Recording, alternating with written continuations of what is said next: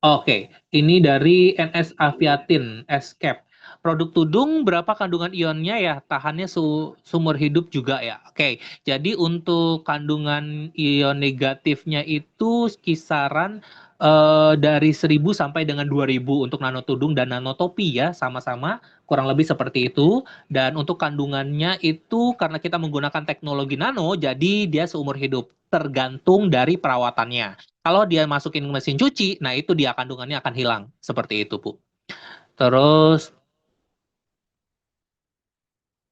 ini Ibu Fatima Hajaya. Mohon maaf nih, Pak. Bu, untuk terahertz, nanti kalau misalnya kita ada materinya, saya akan jawab ya. Tapi yang pasti gini, kalau terahertz itu, oh, agar tidak lepas dari badan dan corongnya, bagaimana triknya ya, Pak?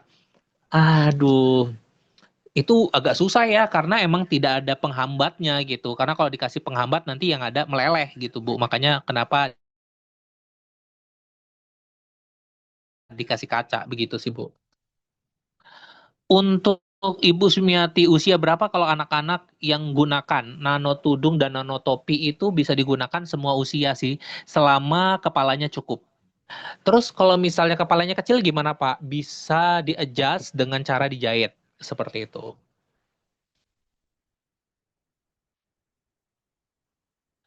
Oke, terima kasih yang pengalaman di lapangan untuk nanotruk. Banyak hal kayak migrain, semua yang berhubungan dengan otak. Misalnya di bagian kepala lah ya, seperti itu ya. Kayak migrain salah satunya, terus juga vertigo itu juga bisa, terus banyak hal yang di bagian kepala.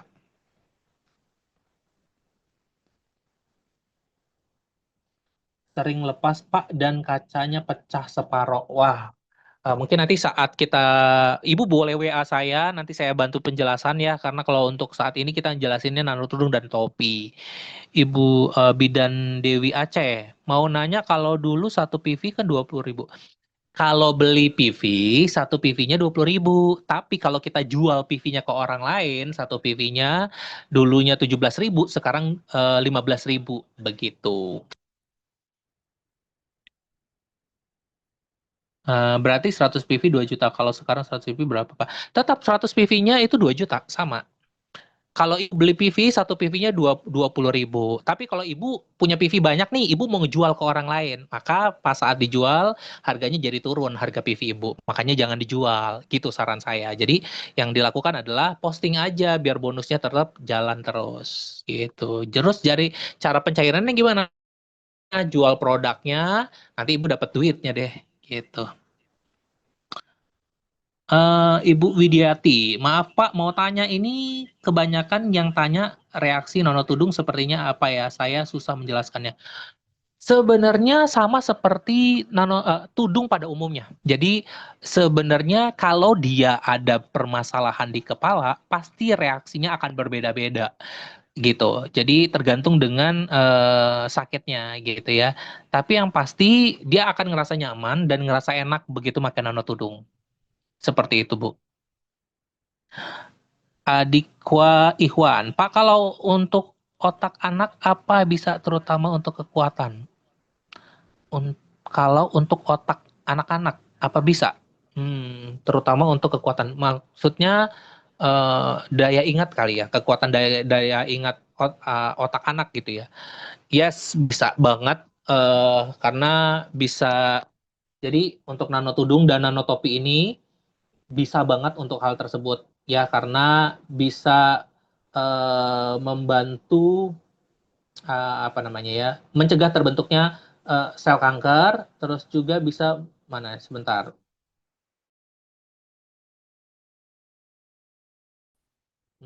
Tadi kan ada pertanyaan untuk penyakit ya di kepala. Jadi Alzheimer dan demensia juga bisa membantu mencegah itu ya.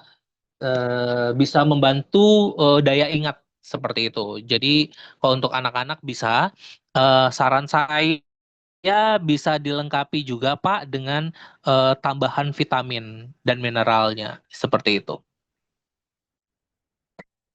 Ibu Tuti OB, terima kasih Pak Feb, mantap penyampaian materinya, detail semakin mengenal. Baik, terima kasih sama-sama Ibu. Wah, saya nggak direkod, saya nggak rekam, jadi materinya paling slide aja ya. Kalau misalnya slide mau, nanti saya bisa kirimkan. Pak Udin Konsel, izin bertanya Pak Feb, izin bertanya, apa bedanya nanotudung yang harga 50 PV yang 25 PV? Mitra saya pakai di awal sakit kepala dan pusing Pak Feb. Oke, jadi nanotudung itu harganya 50 PV, isinya 3 piece. Nah, kalau nanotopi harganya 25 PV, tapi cuma satu piece. Begitu. Ya, harganya 25 PV.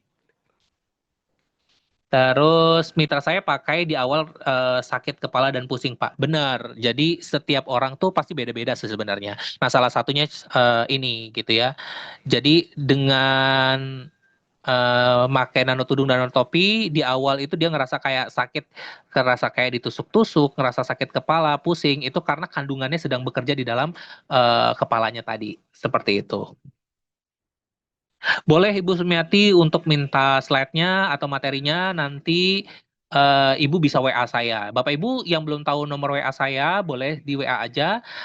Nomor handphone saya di 0853 8228 1414. Sekali lagi, nomor handphone saya di 0853 8228 1414. Gampang diingat kok. 0853 8228 1414. Terus Pak Handayani, oke. Ibu Handayani, oke. Kalau tumor otak, apakah cukup pakai nanotudung? Enggak. Jadi kalau tumor otak itu enggak hanya nanotudung aja, bisa dilengkapi dengan kaos kaki juga boleh. Terus juga ditambah dengan produk-produk lain seperti eh, apa namanya rendaman air nanostirer itu sangat membantu terutama kalau ada minum obat ya karena bisa menghantarkan obat langsung ke sel targetnya seperti itu. Terus Pak Andika, ini lagi lemah daya ingatnya Pak, apa bisa dipakai untuk anak menghafal Quran? Sebenarnya seperti yang tadi saya sampaikan, boleh aja menggunakan nanotudung, lebih lengkap lagi kalau ditambah dengan suplemen atau vitamin dan mineral. Nah itu bisa, kalau nggak salah nama bahan aktifnya Giga Kiloba ya. Nah itu bisa membantu daya ingatnya jadi lebih bagus lagi gitu. Marhayani juara. Bisa nggak tudungnya untuk orang yang daya ingatnya rendah atau berperilaku agak kekanak-kanakan? Agak itu sudah sifat ya kalau sudah seperti itu. Nah, kalau sifat itu susah dirubah gitu ya. Jadi selama nanotudungnya ini dipakai terus-menerus dan tidak lepas dari kepalanya, jadi kandungannya itu bekerja. Nah, kerjanya itu bisa untuk meregenerasi sel-sel yang rusak di dalam kepala kita seperti itu. Jadi bisa membuat sel yang baru gitu. Makanya kenapa ada apa ya istilahnya kayak membantu meringankan beban penyakit gitu ya, seperti itu. Terus, maaf Pak, mau nanya produk MGI ini apakah cepat koyak atau lapuk sementara produk masih baru dan belum. Sejauh ini sih enggak ya, selama perawatannya tepat gitu ya. Kalau Bapak Ibu, makanya kenapa nggak boleh saat setelah dicuci terus dijemur di bawah sinar matahari langsung karena itu yang bisa jadinya lapuk seperti itu ya. Jadi sejauh ini sih aman aja karena saya menggunakan nanotudung ini dari tahun 2017 ini belum ganti-ganti sampai saat ini. Seperti itu. Terus oh iya Pak, ini ada yang tanya eh tanya tadi lupa. Ini ada anak usia 4 tahun belum bisa bicara. Alatnya yang bisa dipakai apa ya Pak? Belum bisa bicara, usianya 4 tahun. Sebenarnya 4 tahun bisa pakai nanotudung ya, itu untuk membantu otaknya bisa meregenerasi sel-sel di otak lah seperti itu kurang lebih. Sehingga jadi menstimulat tuh biar dia bisa apa namanya ya, otaknya bekerja terus akhirnya bisa berbicara. Tapi harus juga dibantu dari orang tuanya nih. Kalau orang tuanya hanya diem ayem aja dan anak selalu dipaksa menggunakan handphonenya terus gitu ya, tanpa ada komunikasi antara orang tua dan anak, nah itu yang membuat anak jadi tidak bisa berbicara dengan baik gitu ya. Dan biasanya bisa diarahkan ke dokter anak atau ke psikiater anak karena nanti akan ada terapi-terapi yang bisa diberikan di sana. Ya, selain itu bisa menggunakan nanotudung ya.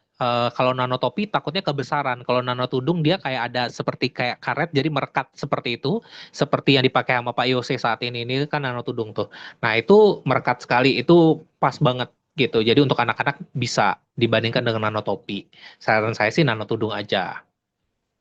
Terus Pak Yose nanya, cepat ngantuk kalau pakai nanotudung. Nah, sebenarnya karena Pak Yose mungkin insomnia atau sulit tidur pada malam hari. Jadi kalau pakai tudung ini di awal-awal itu pasti akan tertidur. Kenapa? Karena ada ion negatif di dalamnya yang membuat nyaman. Ion negatif ini kan vitamin dalam udara ya. Jadi begitu masuk ke dalam kepala kita itu membuat kayak ngerasa nyaman, rileks sehingga akhirnya jadi kayak gampang tidur seperti itu. Itu biasanya untuk di awal-awal sih gitu ya. Itu terutama untuk insomnia, orang yang sulit tidur malam hari. Jadi makan nono tudung itu pasti ngerasa nyaman dan sejuk dan pengennya tidur mulu gitu ya. Tapi kalau misalnya sudah dipakai terus-menerus, akhirnya nanti insomnianya jadi berkurang. Terus ada lagi Ibu Andi Siti. Apa apa tudung bisa mengatasi problem ketombe dan apa yang bisa mengatasi gampang ngantuk? Nah, yes. Bisa banget, Bu. Jadi yang penting, jadi ketombe itu sebenarnya muncul karena kotoran yang bertemu dengan lepeknya rambut. Nah, lepeknya rambut itu karena sebum. Sebum ini berarti sebum itu di bagian kulit kepala ya, yang terdekat dengan akar rambut. Nah, itu membuat kayak keluar minyak. Nah, minyak tadi yang membuat jadi lepeknya rambut gitu. Nah, kalau lepek rambut ketemu dengan debu, kotoran dan lain-lain akhirnya timbullah ketombe. Nah, kalau misalnya ketombenya sudah seperti itu, artinya harus rutin untuk dicuci nih rambutnya gitu ya. Jadi, cara yang tepatnya adalah perawatan kulit rambut, kulit kepala seperti itu. Nah, setelah perawatan yang tepat, boleh dipakai nanotudungnya. Kenapa? Karena akan membantu untuk mengurangi si ketombe tersebut, ya gitu. Jadi nggak cuman hanya menggunakan nanotudung aja, tapi perawatan rambut juga tetap seperti itu. Dan bisa mengatasi gampang ngantuk nggak? Nah, ini dia yang tadi saya sampaikan. Nah, seperti tadi ya Bu Andi, sih yang saya sampaikan tadi eh, terjawab. Oke, ada lagi kah? Kalau tidak ada, berarti saya rasa sudah cukup nih untuk penjelasannya dan juga tanya jawabnya pada malam hari ini. Oke, ada lagi ya, baik. Ada lagi ini dari Pak Bambang. Selamat malam Pak Feb, saya terlambat gabung tadi. Mohon rekaman ini bisa di-share Pak. Kita nggak direkam nih Pak Bambang. Pak Bambang dari Purwokerto ya. Ini kebetulan tidak direkam Pak Bambang. Jadi nggak ada rekamannya. Paling kalau misalnya Bapak telat, Bapak butuh slide-nya, mungkin Bapak bisa baca-baca dari slide-nya aja. Pak Udin, izin bertanya lagi Pak Feb, produk apa yang rekomendasikan untuk penyakit stroke? Untuk stroke itu nanotudung dan nanotopi itu udah sangat banget ya, karena stroke itu kan terjadi karena pecahnya pembuluh darah atau terhambatnya aliran darah di kepala, terutama di bagian otak, sehingga eh, jadi terjadilah stroke gitu ya. Karena itu ada di kepala, makanya kita rekomendasikannya adalah nanotudung plus kaos kaki gitu ya. Kenapa? Karena di telapak kaki itu ada bagian saraf-saraf yang langsung ke bagian tubuh gitu ya. Nah, karena kebetulan ada juga di saraf kakinya yang langsung terhubung ke saraf kepala gitu ya. Nah, ini makanya kenapa diperbolehkan banget untuk orang yang stroke menggunakan nano kos kaki. Jadi selain nano tudung dan kos kaki, saya rekomendasikan juga menggunakan elbow atau deker, terutama kalau misalnya tidak bisa bergerak tuh ya. Ini penting banget. Kenapa? Karena biasanya kalau kena stroke itu biasanya kan sebelah nih. Ya kalau misalnya ternyata otak sebelah kanan terhalang yang kena stroke gitu ya, maka bagian tubuh sebelah kirinya itu akan lumpuh atau sebaliknya gitu ya. Nah, kalau sudah lumpuh seperti itu, Bapak Ibu boleh tambahkan nanotudung, deker dan juga elbow serta sarung tangan ya. Itu biar jadi saraf-sarafnya itu kembali sensoriknya itu mulai timbul lagi gitu ya. Terus juga boleh dilengkapi dengan rendaman air nanostirer. Kenapa? Karena biasanya kalau orang stroke itu wajib minum obat gitu ya. Obatnya biasanya apa ya? Ada produk-produk yang diminum lah ya untuk aduh saya lupa nama bahan aktifnya. Tapi yang pasti itu orang stroke tuh biasanya pakai itu untuk bisa tidak terjadi pendarahan di kepalanya, uh, saluran darah di otak gitu ya, seperti itu. Jadi baik banget untuk menggunakan rendaman air nanostirer diminum saat minum obat. Itu membantu untuk langsung ke sel targetnya. Terus Ibu Marhayu Juara, bagaimana untuk perawatan tudungnya? Perawatan tudung seperti tadi saya sampaikan, perawatan tudungnya itu cukup direndam air rendam, jadi sampo atau sabun bayi ya dilarutkan di dalam air terus direndam, celup angkat boleh, nggak boleh dikucek. Kalau mau dikucek ya jangan kasar kuceknya seperti itu. Lalu ditiriskan, kalau sudah direndam selesai dibilas sampai bersih, airnya benar-benar bersih, setelah itu baru dijemur. Dah gitu aja. Jemurnya juga dengan terpapar sinar matahari langsung, cukup diangin-anginkan saja. Terus nggak boleh disetrika. Hanya itu aja Bu untuk perawatan tudung dan nanotopi. Terus Ibu Tasya, izin bertanya Pak, kalau kena penyakit prosis di kepala bisa pakai nanotudung nggak? Nanotudung juga nggak? Oke. Penyakit eh, prosis ya. Jadi penyakit prosis ini sebenarnya masuk dalam kategori autoimun ya, yang menyebabkan kekebalan tubuhnya itu menyerang sel kulitnya sendiri sebenarnya. Akibatnya si sel kulit tubuh terlalu cepat dan menumpuk yang membentuk bercak merah tebal bersisik eh, yang terasa gatal, perih dan kering biasanya gitu. Nah, kondisi ini biasanya hilang timbul sih Bapak Ibu dan paling sering muncul itu di area mulut biasanya, siku, punggung bawah serta kulit kepala. Kalau ternyata uh, sorry